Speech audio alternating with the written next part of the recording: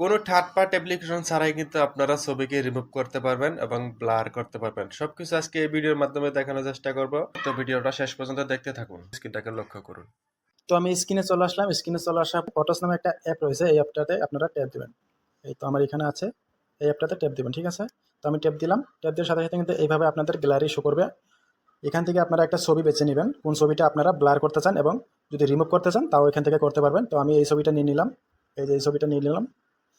তো এই ছবিটাকে আমি ট্যাপ দিলাম। ট্যাপ দেওয়ার সাথে সাথে এখানে দেখতে পাবেন যে একটা এডিট নামে একটা অপশন রয়েছে। এই এডিট নামে একটা অপশন রয়েছে, তো আমি এটাকে ট্যাপ দেবো। এডিটে ট্যাপ দিলাম।